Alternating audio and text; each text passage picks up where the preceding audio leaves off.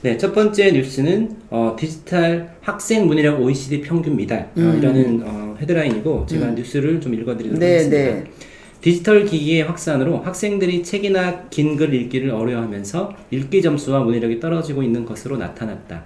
이 때문에 수능을 비롯한 대학 대입 시험 제도가 바뀌고 서술, 논술형 평가가 도입되거나 중요성이 커지면서 교육열이 높은 학부모들 사이에서 문해력에 대한 관심이 커졌다. 기존 국어학원 혹은 논술학원 등은 문해력을 강조하면서 학생들을 모으고 있으며 심지어 간판에 문해력을 앞세운 학원도 등장하는 추세다라고 되어 있습니다. 네. 제가 요 뉴스를 봤는데 요 뉴스는 약간 광고성 뉴스더라고요. 네, 그렇죠. 뉴스 자체가. 네네네. 그런데 복수인들도 뒤에 보니까 나와 있고. 네, 뉴스는 이거는 그러니까 여러분 뉴스를 볼 때 이게 광고인가 아닌가를 좀 보셔야 돼요. 네. 예, 광고 표시가 안 돼 있어도 뉴스는 대부분 이제 적당한 제작비를 받고 예, 뉴스가 있기 때문에. 근데 이 내용은 더 중요해서 기본적으로 맨 위에 그 뽑은 게 학생 문해력 OECD 평균 미달이다. 유튜브, 인스타그램, 카톡 등 짧은 동영상 메시지에 익숙하고 긴 문장이 나오면 이해력이 뚝 떨어지고 학부모들의 문해력에 관심이 늘어난다. 문해력이 뭐 작년에도 뭐 난리를 쳤죠, 교육계에서. 네. 네. 가장 핵심 키워드였던 것 같아요. 네. 관련된 책도 지금 막 어마어마하게 많이 나왔고, 네. 그러면 또 이제 반대파에서 우리 입시를 치르는 국어 강사들은 책을 읽어서 문해력을 올린다고 뭐 시험을 잘 보진 않는다. 그런데 저는 일단 일상 대화가 안 되는 것 같아요. 또는 학교 현장에서의 그 발표력. 일단 문해력이 없으니까 발표도 못 해요. 근데 많은 그 교육기관이나 아니면 세계 기관들이 그 교육에 대한 지표를 만들 때 첫 번째로는 이제 읽기를 넣잖아요. 그렇죠. 네. 읽기를 넣고 끝점은 이제 쓰기고. 네. 이렇게 입시가 이렇게 되는데 저는 집에서의 언어 습관이 정말 중요하다고 생각해요. 맞습니다. 네. 네. 그거 좀 설명해 보세요. 네.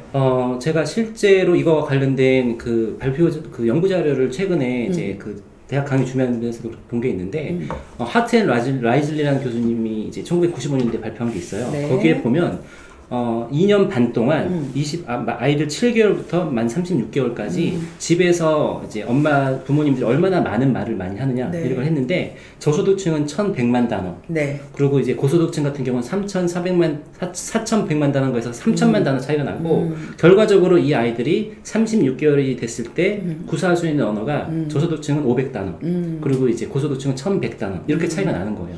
어휘력의 차이가 결국은 이게 나중에 학습 능력과 어떤 그 직업이라 여기까지 다 연결이 되더라고요. 그렇죠. 네, 그게 이유가 인간의 그 언어라는 게 먼저 들어야 되는 거거든요. 그렇죠. 듣고 들은 대로 말하는 거거든요. 그렇죠, 그렇죠. 그런데 이제 소득 수준이 낮은 데는 대부분 또 일을 하잖아요.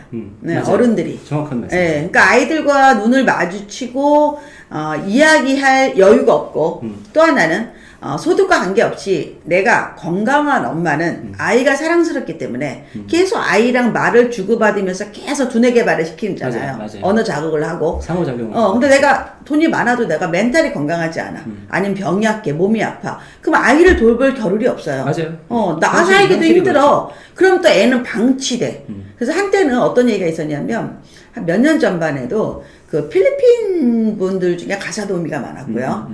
지금은 이제 그 중국 분들도 네. 많고요. 탈북자들도 많아요. 예, 근데 그걸 북한 이탈 주민이라고 하더라고요. 정확한 명칭은. 근데 그런 분들이 이제 도우미가 온 분들은 이제 그분들이 이야기를 해야 되니까 아무래도 좀 다르죠. 그렇죠. 다르죠. 그렇죠. 예. 그래서 이런 문해력이라는 거는 사실은 문장만 보고 이해할 수 있다라는 거라면 문장이 구성하는 게 뭔지도 알아야 되고 그 단어도 알아야 되고 어떻게 쓰이는지 알아야 되는 약간 고급 버전이잖아요. 그렇죠, 그렇죠. 네. 근데 일단은 기본적으로 어법, 문법이 아니라 어법, 말하는 법이 잘 돼야지 이게 문법으로 가는 거거든요. 그럼 우리가 아이들과 주고받는 카톡, 아이들과 주고받는 그 문자에서 우리가 얼마나 고급한 걸 쓰느냐를 나는 꼭 확인하라고 얘기를 해요. 현사랑 이제 카톡이나 문자 주고 받잖아요. 그럴 때 뭐 지나치게 이제 예를 들어서 우리 배 교수님 그렇다는 게 아니라 다른 사람들이 뭐 이모티콘을 많이 쓰거나 아니면 뭐 생략하는 말을 많이 쓰거나 그쵸. 아니면 요즘 정말 표준어 같지 않은 말들 많이 하거나 아니면 뭐 너무 애교를 떨거나 저 그런 거 못하게 하거든요.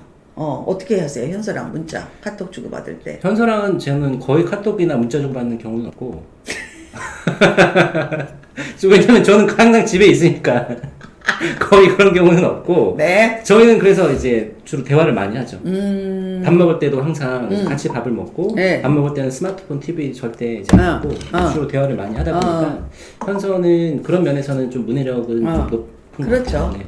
그러니까 이게 어릴 때요, 제일 많은 게 엄마예요. 엄마가 얼마나 정확히 발음하고, 그 다음에 문법에 맞게 이야기를 하는지가 상당히 중요해요.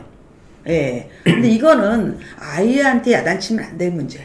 어른들의 잘못이다. 그럼 어떻게 해야 되느냐? 결국은 이제 학교에서, 네. 유아 때는 집에서 하지만 학교 가서는 학교에서. 사실은 요즘은 또 워낙 그 다문화 가정들도 많고, 여하튼 한국어를 제대로 배우기가 어려워서 학교 교육 현장에서 이제 한글 시수를 늘리거나, 국어를 많이 늘리거나, 실제 초등학교 1학년, 2학년, 저학년은 국어 시간이 제일 많아요.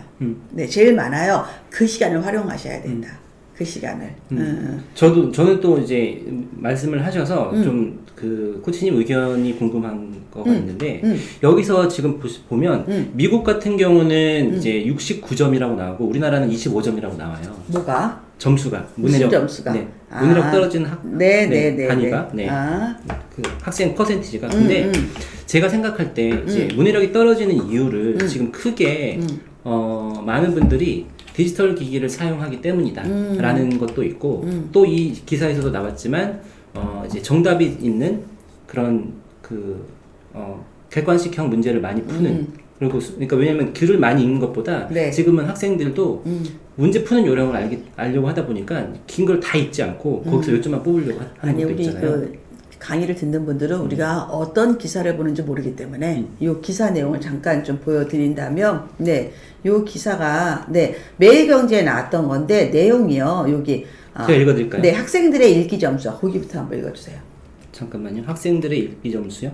읽기 네, 점수와 학생들의 읽기 점수와 문해 능력도 갈수록 저하되고 있다.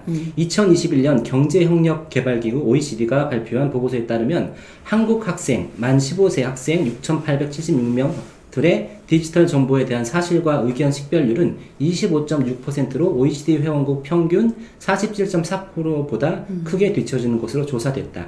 국제학업 성취도 평가 피사 테스트를 얘기하는 거고요. 2018년 읽기 영역에서 한국 학생들의 평균 점수는 514점으로 OECD 37개 회원국 중 5위에 해당한다.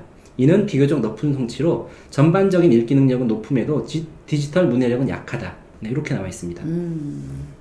사실은 이제 그래도 이제 문맹률이라고 하잖아요. 네, 문맹률. 네, 한국이 굉장히 높은 수준이고, 네. 한국의 지적 수준은 좋은데 문제는 요즘 학생들이 아날로그식으로 공부를 안 하는 거는 맞는 것 같아요.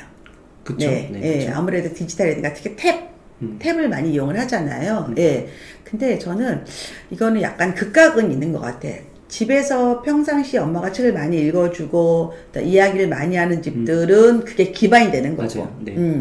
이 아이를 좀 기계에 맡기거나 혼자 하게 하거나 아니면 정말 외로운 거지. 그런 아이들은 아무래도 사람과 만나는 게 어렵기 때문에 이 능력은 떨어질 수밖에 없어요. 그래서 이런 것 자체를 기계 탓만 할 수는 없다. 그렇죠. 네, 기계 탓만 할 수도 없고 오히려 이로써 우리가 아날로그적인 감성으로 아이와 함께 하루에 10분만 같이 책을 읽고 10분만 이야기를 해도 문해력은 걱정이 없어요. 그쵸. 왜 한글 맞아요. 자체가 우리는 쉽게 배울 수 있잖아요. 예, 그렇게 어려운 그게 아니거든요. 뭐 한자가 많거나 이런 것도 아니기 때문에 이제 이런 검사를 어떻게 하느냐. 그쵸. 표본에 것도, 따라 네. 다르긴 하지만 우리가 이제 이런 걸 보면서 느껴야 되는 거는 우리가 집에서 엄마부터 정확한 한국어를 쓰자. 고급한 걸 쓰자.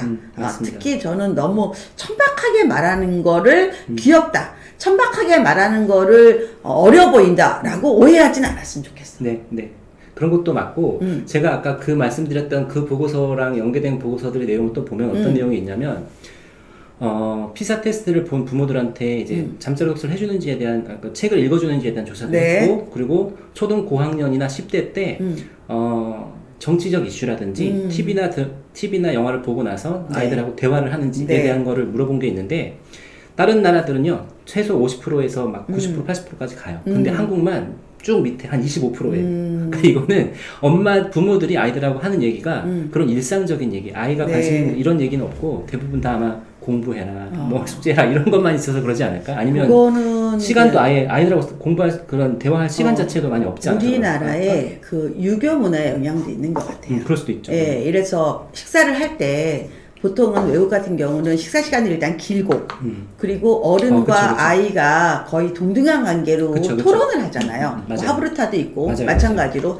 근데 한국은 일단은 조용히 밥을 빨리 먹고 방으로 들어가야 되는 문화잖아. 맞아요. 그리고 대부분 토론이 아니라 야단을 맞는 거잖아. 그쵸. 그러니까 되게 애들도 일반적인. 애들도 엄마 아빠랑 얘기하고 싶지가 않아. 어차피 잔소리니까. 그쵸. 완전히 뭐 토론을 가장한 잔소리잖아. 우리가 어른들이 하는 거는 그쵸. 그냥 싫어하는 거야. 근데 또 어른 입장에서는 어떠냐면 내가 어떤 말을 해. 근데 아이가 나한테 대항을 한다고 느끼는 거야, 우리가. 이 아이가 날 공격하네. 순종적이지 않네. 이렇게 느껴. 왜 그렇게 자랐기 때문에. 그래서 한국에서는 가정 내에서의 이 토론이 참 어려워. 그렇죠. 그래서 이게 결국 애들이 나가서 말을 못해. 네, 저는 그건 굉장히 중요한 포인트라고 생각하고 네. 미래인지에서 가장 중요하다고 생각하는 게 크리티컬 띵킹이고 그쵸. 그런 거는 이제 누가 뭔가 말을 했을 때 과연 그게 진짜 그러한지 네. 왜 그런지에 대해서 자꾸 따져 물어야 되는 거고 네. 아이들이 그런 호기심이 있으면 엄마 아빠한테라도 그걸 이제 따져 물을 수 있어야 그렇죠. 되는 거고 그거를 장려해 줘야 되는데 네. 원래 그래.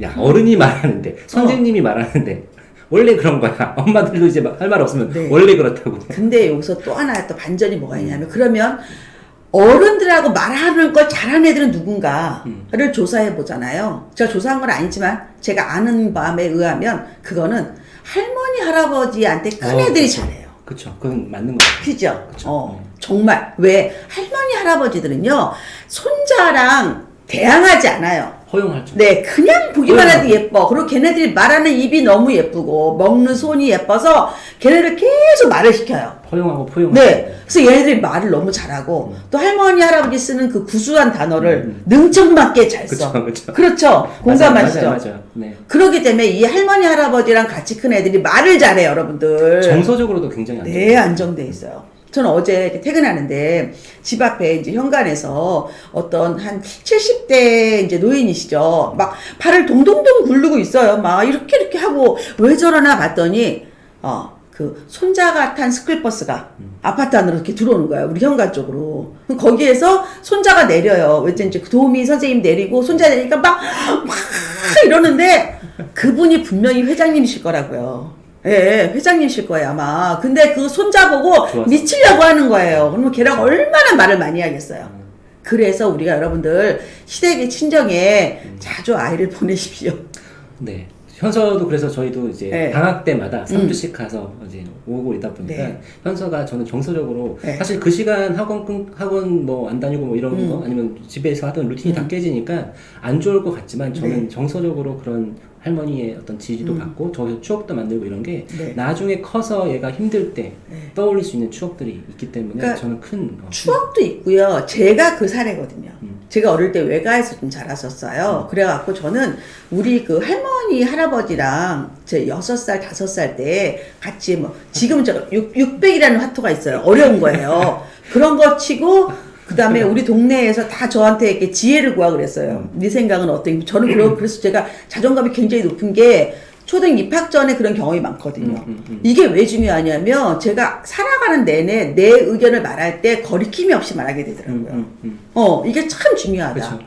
그래서 여러분들이 문해력 자체가 문제가 아니에요. 이게 학원 간다고 되는 것도 아니고 문제집 푼다는 것도 아니고 그냥 가정이나 자기를 둘러싼 모든 곳에서 고급 한국어를 구사하고 그 구사할 기회를 줘야 되는 거예요. 그렇다면 여러분이 잘할 수 있을 거다. 예, 요렇게 이해하면 될 것 같습니다. 네. 문해력 정말 중요하고 네. 그 문해력이 문해력을 기르는 가장 좋은 방법은 책과 부모님과의 어떤 평소에 자기 생각을 잘 얘기하는 거. 네. 부모님이 아이들이 어떤 데 관심이 있는지 그 아이들의 관심사를 가지고 얘기를 했을 때 네. 그 대화가 길어질 수 있고 그렇죠. 더 풍부해질 수 있고 네. 아이들이 자기 생각도 정리하고 그걸 또 논리적으로 설득하기 위해서 얘기하는 이런 과정이 저는 굉장히 중요해요. 그러니까 두 가지가 있는 것 같아요. 존중과 그 다음에 외로움. 네. 외로움이 없어야 된다. 그래야지 말을 한다. 우리가 이 두 가지로 해서 저희는 또 기사랑은 완전히 다른 이야기를 하고 있네요. 네. 대본에도 네. 없지만 흐름이 네. 이렇게 가는 대로 네.